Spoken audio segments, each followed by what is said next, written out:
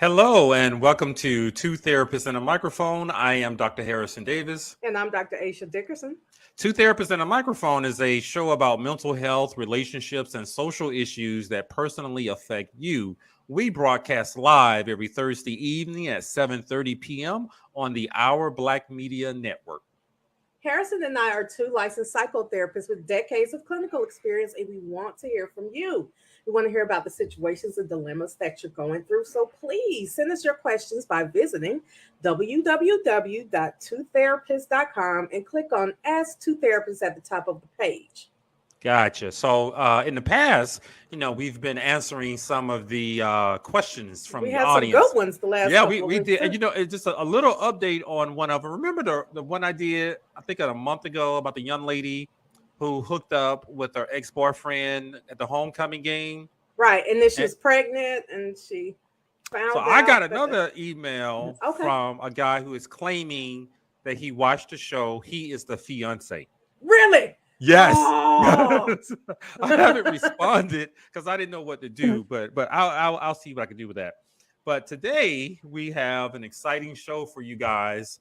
It's a topic that is very popular out there, and I suggested it to Dr. Aisha, and that's on narcissistic personality disorder. Yeah. As I listen to a lot of podcasts. Do you, Aisha? I listen to a few. I have a couple of favorites.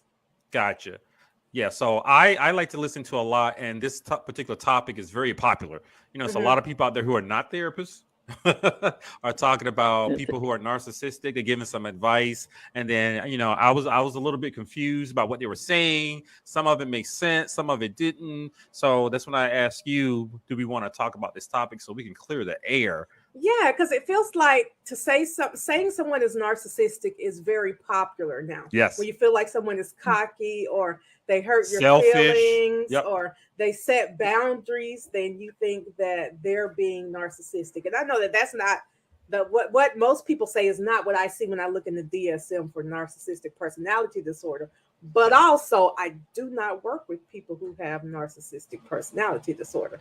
I must also admit, I have never diagnosed anyone with narcissistic personality disorder, but a lot of people are throwing that word around. I've gotten into a couple of arguments with some clients who thought their husbands or boyfriends had the disorder. And when I went through the DSM criteria and realized, no, they really don't, they were insisting that they are narcissistic. So, this is something that's like a little catchphrase today. You're a jerk, you're selfish, you must be a narcissist. Right. Just being mean to me, you're so narcissistic. So we decided to bring someone on here who does work with that population and who has diagnosed people with narcissistic personality disorder. And that is Stephanie Bright. Stephanie Bright received her Bachelor's of Arts degree from Brown University in Business Economics and worked in corporate banking and financial services in sales, management, and training. But after over a decade of working within the corporate environment, she decided to follow her passion for mentoring and coaching others and returned to graduate school, receiving her master's degree in clinical mental health counseling from Argosy University. Now, she has extensive experience working on certification in personality disorders, certification in clinical trauma, certified clinical trauma professional, and certification in clinical anxiety treatment professional. I hope I said that right. I feel like I jacked that all up. But she also has brain spotting training. Stephanie is currently in private practice using her clinical teaching and coaching skills to provide individual, group, family, and couples counseling, as well as conducting multifamily groups to help support people and clients during their recovery journey. She specializes in eating disorders, anxiety, depression, ADHD, OCD, trauma, personality disorders, couples and marital work, family and parenting issues, and young adult issues. She uses a unified treatment protocol, including cognitive behavioral therapy. You all might not know what all this is, but I do suggest that you Google it. Dialectical behavioral therapy, attachment theory, integrated family systems, and psychodynamic theory. Welcome, Stephanie. Hey, Dr. D. Hey, Dr. Harrison. How are you? We're good. I'm glad you're here. That's a lot of pathology you deal with. Okay. It's, you know what? I started out in eating disorders, and there is a lot of pathology, and it's really complex. And you get the family system that just kind of makes one big mess out of it. And you end up with a lot of personality disorders in there as well. So I like messes, I like cleaning them up. That's good. It takes a special person. So, the first question that I want to ask you is for our listeners, what is your definition of narcissistic personality disorder? Please keep it simple for the people who are reading the magazines. Right. So, okay, so the narcissistic personality disorder is not necessarily narcissism. All people with NPD will be narcissists, but not all narcissists have NPD. Okay. Oh, I didn't know that. So I the didn't either. the DSM has 9 criteria that are listed, and you cannot diagnose somebody for being a jerk. You can't. Yeah. There are selfish people out in the world, and just because they're selfish or they don't really want to have any empathy for you, or they just want their way half the time, Yeah. it does not mean that they are a narcissist. It means they're a jerk. Yeah. Okay. And the problem is most narcissists don't think they have a problem, so they are not coming in to get diagnosed. And NPD just kind of sits there like, why do we have it most of the time? Because they're not the ones with the issue. The people that are the ones that are getting hurt by narcissistic personality disorder are the victims, Yeah. not the narcissists. The narcissists are sitting in CEO spots. They are sitting in lawyer spots. They are sitting at Presidential spots. I You heard said that it. I one. didn't say it. I was stumbling around trying not to say it, but they are. And you've got multiple types of narcissists, but those people don't think they have an issue, and so it's not like anxiety disorder or major depression disorder where it's affecting their life, and they're like, oh, I got to get help. They don't. They don't. So what are So some of the essential features of NPD? So NPD, people who have a long pattern of grandiosity, this feeling of I am better than everyone else. Okay. Okay. It may not show up as some of our presidential people. It may show up under kind of the sly victimy way, but it's this theory of grandiosity. I deserve all of this. I am arrogant, Mhm. very superficial relationships. It's about what I drive. It's about what I look like. It's about That's who I half hang of around. Atlanta, but go ahead. I was about to say, is that not confidence? Oh, Can that be confidence? But go ahead, then we're going to talk about how it becomes pathological.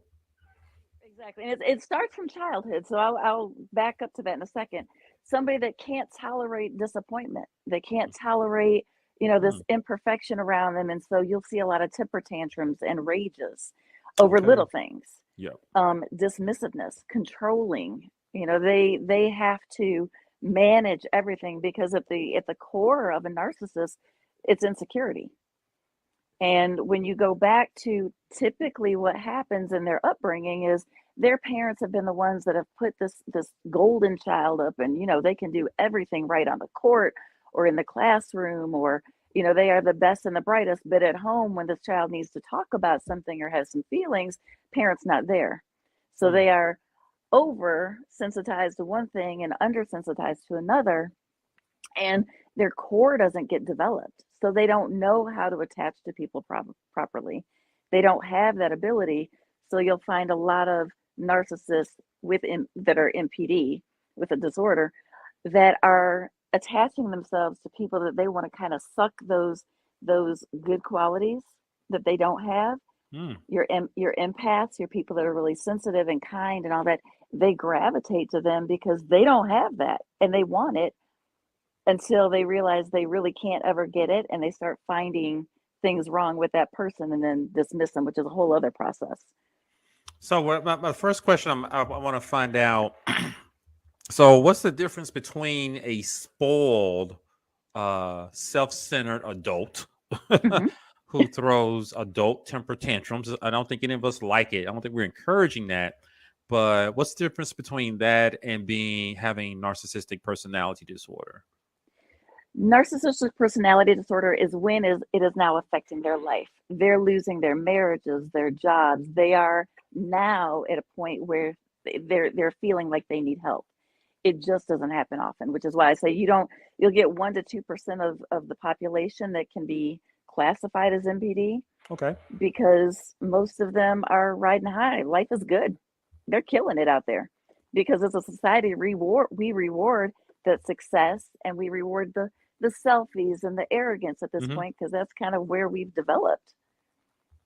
So you've got a lot of narcissists, or people that have a lot of narcissistic characteristics, but they are not necessarily diagnosable, Yeah.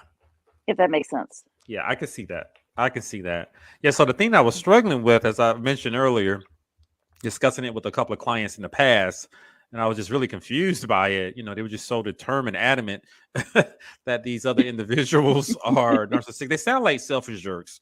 Yeah. However, what Mhm. I'm hearing from you is that some of that has to do a lot with their personality and how they're relating to other people.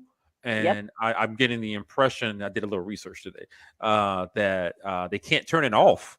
No. So it's something that is interfering with every relationship. Every aspect of their life.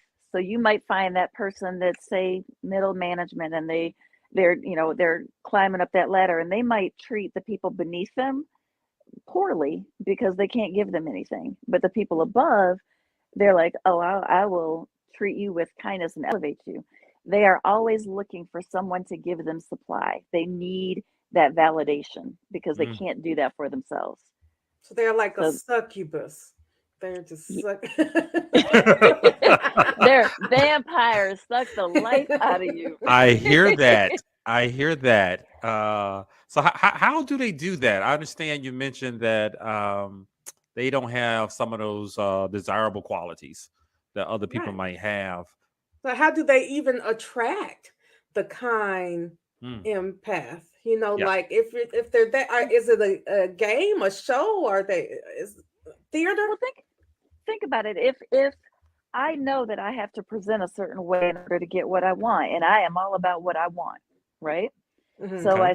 I see this girl, I see this guy, which whatever it is, I am going to present the best possible me. I am going to love bomb you. I'm going to give you the 100 roses. I'm going to take you, wine you, dine you. I'm going to give you everything because I want Overwhelm you you to with love. overwhelm you with love, and just I am your everything. Everything you ever dreamed of, that's what I'm going to be if I'm a narcissist, Okay. right? But The what problem happens? is It's like, Okay. and then Okay.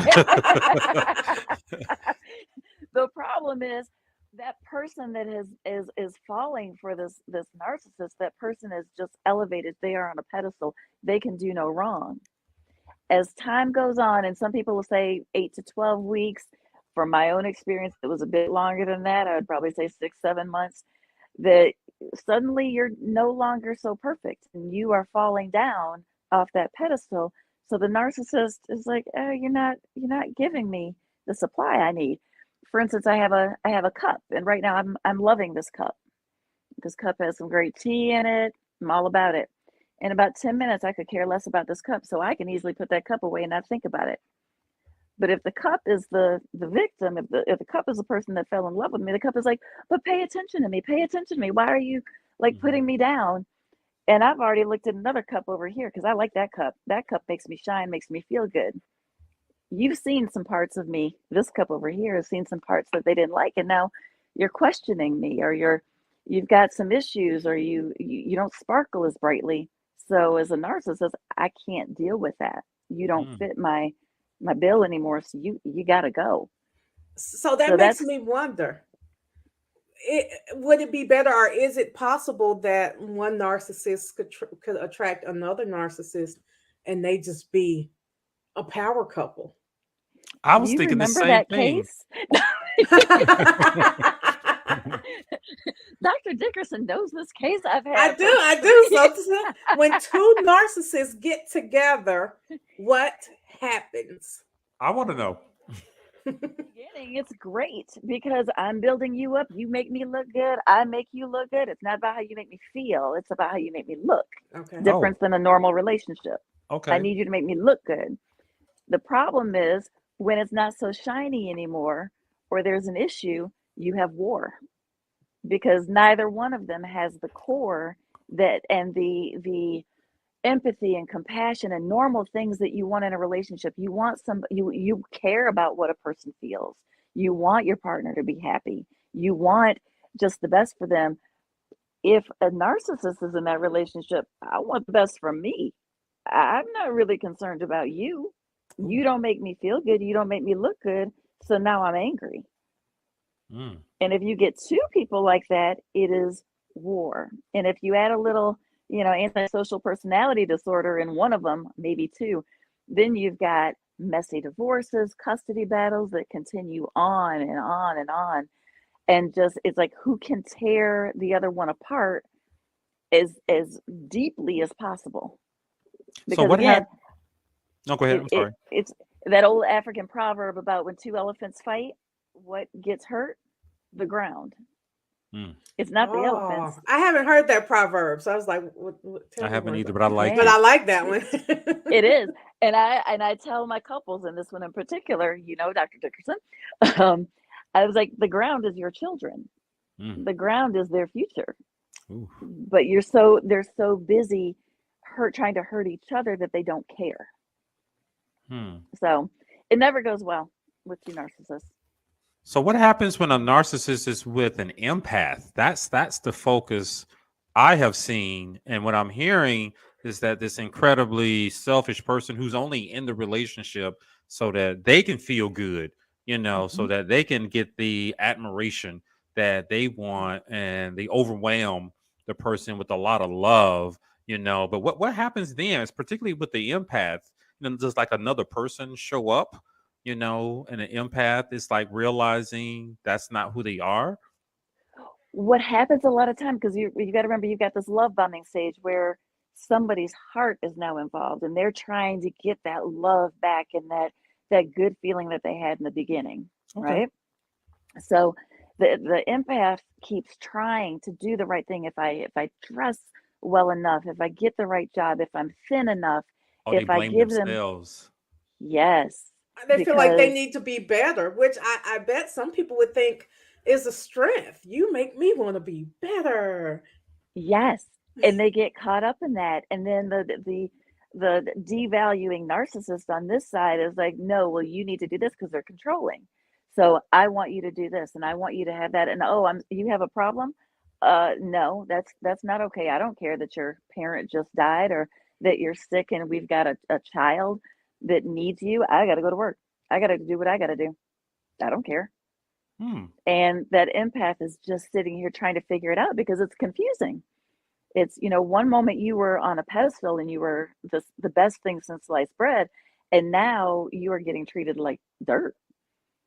Yeah. And See. if you start to pull away, the narcissist doesn't like to be left. They don't like to be abandoned because again, you've got that insecurity, that core sense of self is not there. So what do they So do?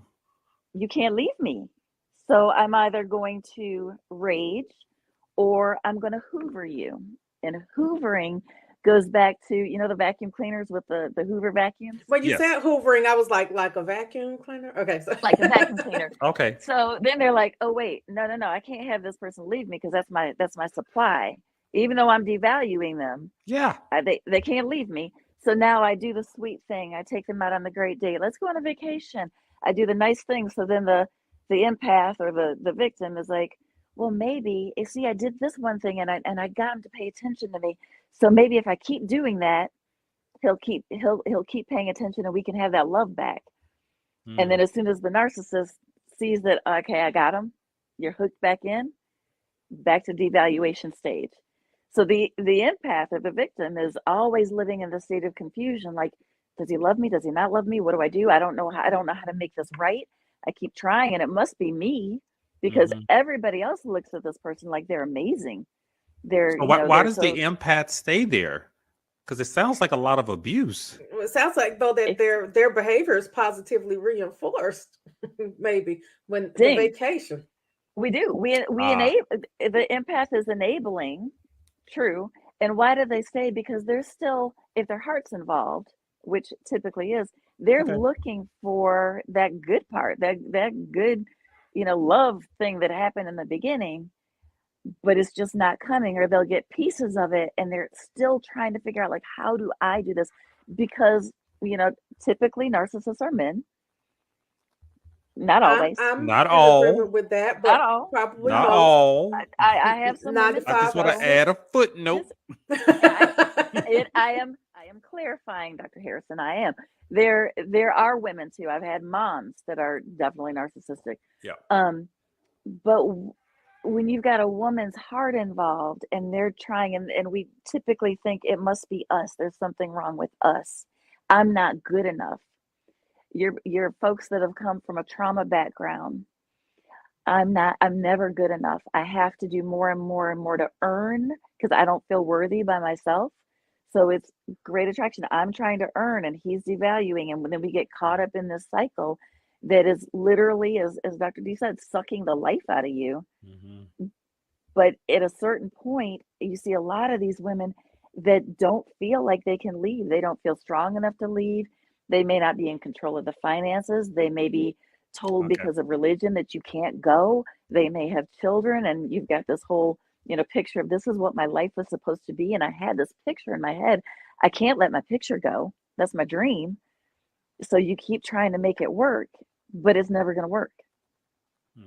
So my next question is, as a single woman, or any single women or men who want to avoid getting into a committed relationship with someone who is narcissistic, what are our red flags? Because I don't think, 100 dozen roses would be a red flag to me. But now I'm thinking maybe it should be. If he buys me a Louis Vuitton bag, he might be Now, narcissistic. because I'm, But I'm They, I'm wondering, are it's there any red flags if they're doing a lot of love bombing and overwhelming the person with love? I'm assuming a lot of people like that. Think about that though. If somebody is so zealous about giving you all this love so upfront and you don't know them and they're moving so fast, Oh, I I see. know I see. my one of The one expedited I relationships. yeah, because I got to get you fast. If I don't get you fast, you're going to see me. And if you see ah, me, that you makes might sense. leave me. You might catch on.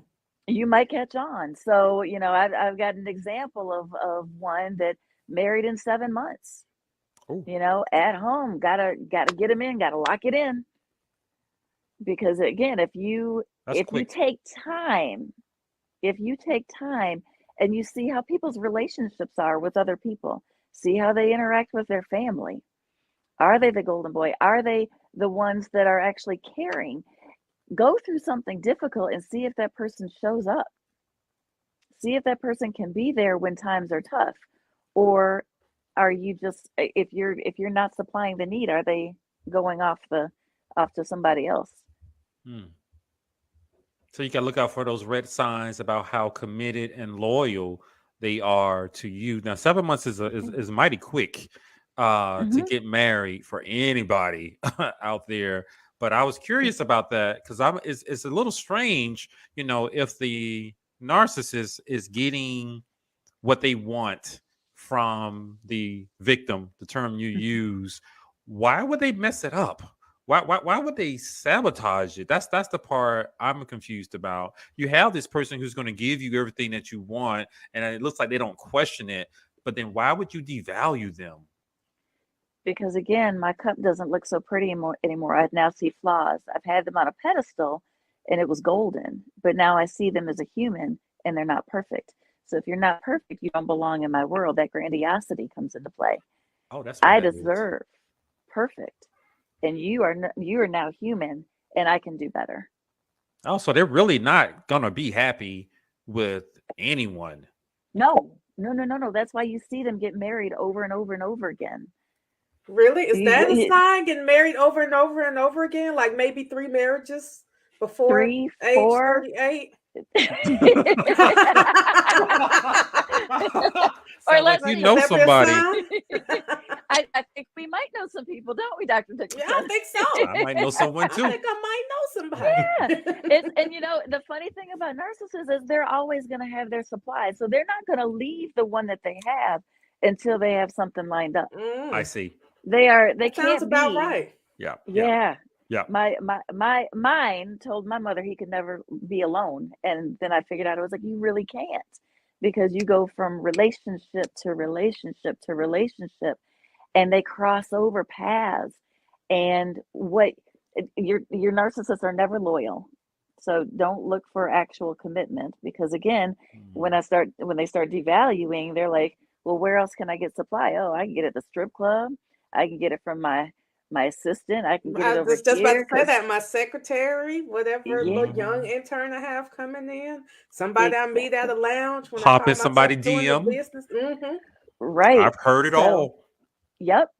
And there's just no capacity to actually have a good solid relationship with compassion and growth and want to So they grow can't together, all these. love. No, they love according to what they know is love, because again, remember where they come from. So love, when we think about love, like if I think about my kids, I Mhm. love my kids to the end of the moon and back. Mhm. They can do things wrong, they do all the time. I got 3 girls, but there is nothing that will diminish my love for them. They Gotcha. It's are unconditional. is unconditional. But a narcissist is going to be like it, and it shows up with my children. You know, well, you're not going to the school I want you to go to. I'm going to cut you off. You didn't do what I wanted you to do. You have an opinion that's different than mine. You contradicted me. You criticized me. Mhm. I can't deal with you. And they do what?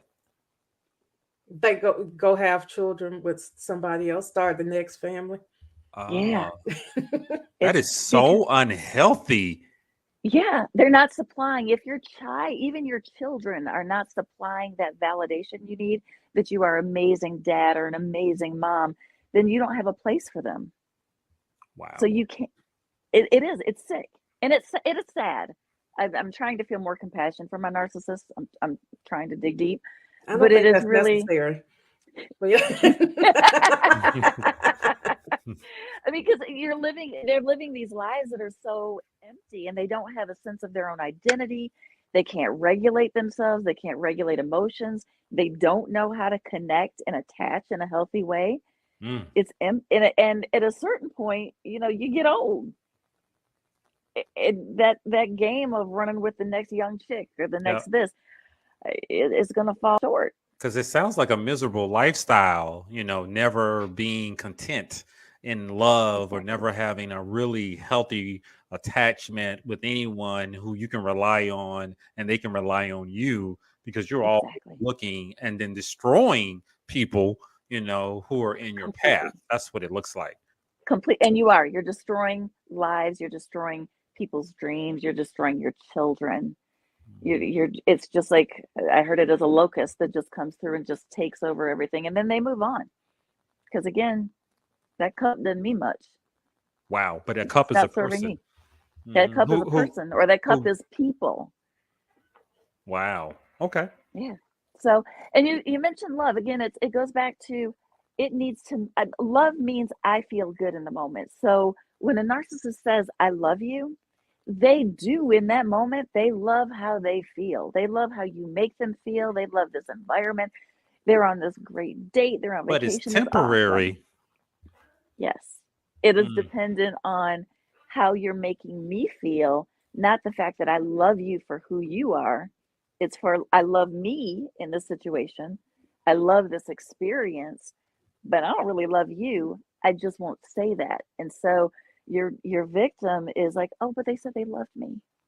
Oh, but gotcha. they yeah." But the Although, definition of love, that's one of those questions, ask early on. What does love actually mean to you? Tell me what it's been like when you've been in love. How long did that last? Ask the tough questions and see if you can get a glimpse into, how they dealt with long relationships. gotcha. Thank you, 'Cause it Stephanie. Mhm. you're So, welcome. we're about to run out of time. If someone is maybe in a relationship with a narcissist and they want to get out and need your help, tell us how they can get in contact with you.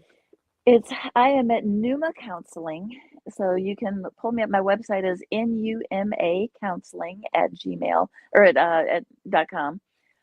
You can reach me at 470-209-4814. My office is actually at Park Air Consultants in East Cobb. So we are an umbrella under there with lots of different specialties in here. So that is All where I am right. most Well, of thank the you, time. Stephanie, for coming on the show. I know I learned a lot, and hoping that you take care of you too with all that pathology that you see with some of your clients. I don't know if I can handle all of that, but today was a one. Kickboxing. I'll try that too. So today has been a wonderful show. Thank you, Stephanie, for joining us for Two Therapists and a Microphone. I am Dr. Harrison Davis. And I'm Dr. Aisha Dickerson. We'll see We you will see next you week. guys again next week. Take care.